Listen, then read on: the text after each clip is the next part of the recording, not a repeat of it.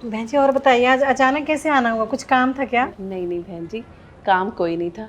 आप तो जानती हैं कि कुछ टाइम पहले मेरे बेटे की नई नई शादी हुई है। आप लोग तो शादी में आए नहीं, तो सोचा हम लोग आपका मुंह मीठा करवा दें और लगे हाथ अपनी बहू से भी मिलवा दूं।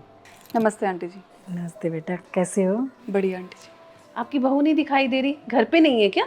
नहीं नहीं बहन जी, घर पे ही है। तो बुलाइए इसको। हाँ हाँ, अभी बुलाती हूँ। अरे बहू, अरे बेटा देखो कौन आया है बाहर। आंटी जी नमस्ते। नमस्ते। बैठो बेटा। और कहीं बिजी थी क्या? कब से तुम्हारी सास तुम्हें बुला रही है? अरे वो आंटी जी मैं बस वो थोड़ा अच्छा अच्छा, आराम कर रही थी। वैसे ना बहन जी, कितना ज़माना बदल गया है। आजकल की बहुओं को ना घर के काम में ना खुशी मिलती ही नहीं है। खैर, ये मेरी बहू है, इससे मिलो। हाय। हेलो। बेटा जादू सबके लिए चाय बना कर ले आ। अरे नहीं नहीं बहन जी, हमें चाय नहीं पीनी, हमारे लिए मत बनवाओ। वो क्या है ना, बहू अपने दहेज में इतना सब सामान लेकर आई है, अभी तक हमने गिफ्ट्स ओपन ही नहीं किए। बस घर जाकर हमने वो गिफ्ट्स ओपन करने हैं, तो इसलिए हमें जल्दी है थोड़ी। अच्छा अच्छा, ये तो बहुत अच्छी बात है। हाँ, बहन जी, आपको तो पता ही है मैंने अपने बेटे की शादी कितने बड़े खानदान में की है।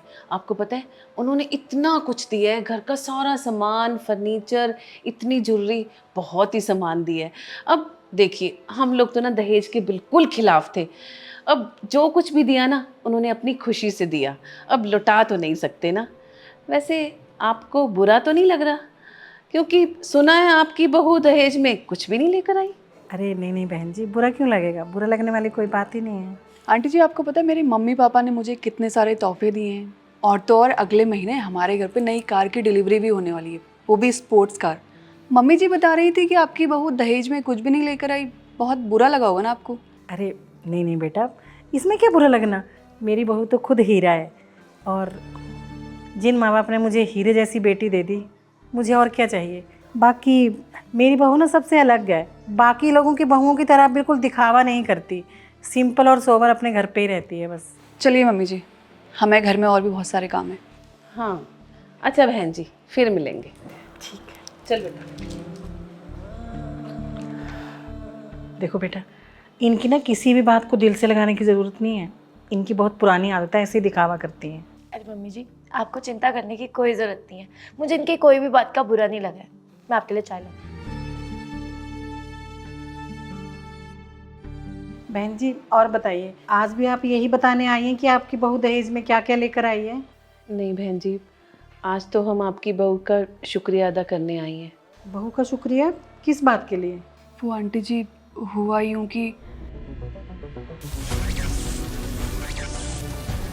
अब फूलवती, अरे फूलवती, आराम से। आंटी जी अगर उस दिन कमलावती नहीं होती तो शायद आज मैं अपनी जान गंवा देती। आज हम दोनों आप लोगों से माफ़ी मांगने आए। प्लीज़ हमें माफ़ कर दीजिएगा। हाँ बेटा, हमने उस दिन तुम्हें इतना नीचा दिखाया, दहेज के लिए तुम्हें पता नहीं कितना कुछ सुना दिया, तुम्हारे बारे में कितना कुछ गलत बोला। उसके बाद भी तुमने मेरी बहू की जान बचाई। तुम्हारा बहुत बहुत धन्यवाद बेटा। अरे आंटी जी आपको माफ़ी मांगने की क्या ज़रूरत है, ये तो मेरा फ़र्ज़ था। और वैसे भी मेरी जगह कोई और होता तो वो भी यही करता ना।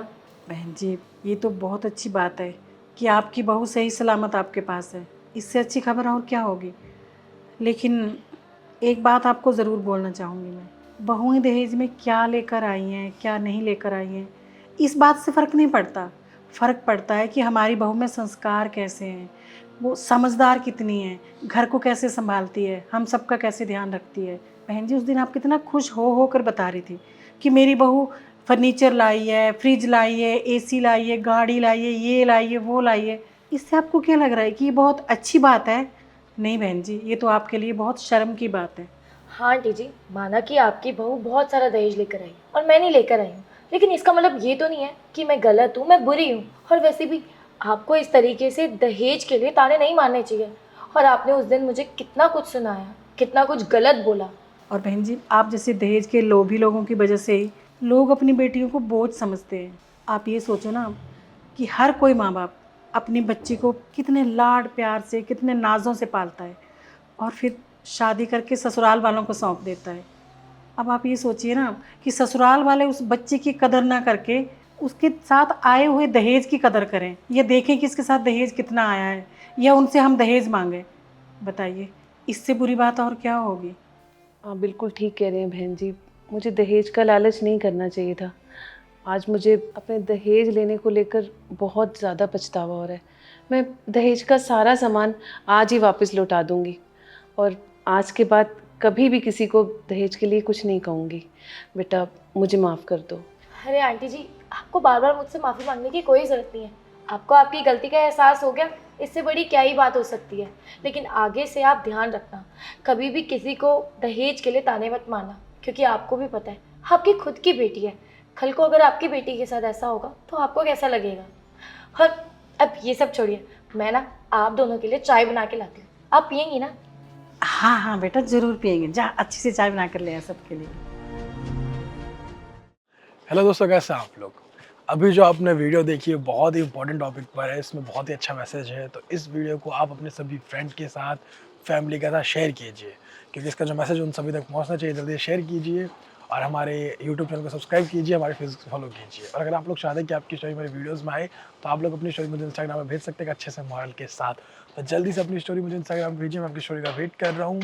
और हमारे यूट्यूब चैनल को सब्सक्राइब कीजिए, फेसबुक को फॉलो कीजिए। हमेशा से मुस्कुराते रहिए, खुश रहिए। Thank you.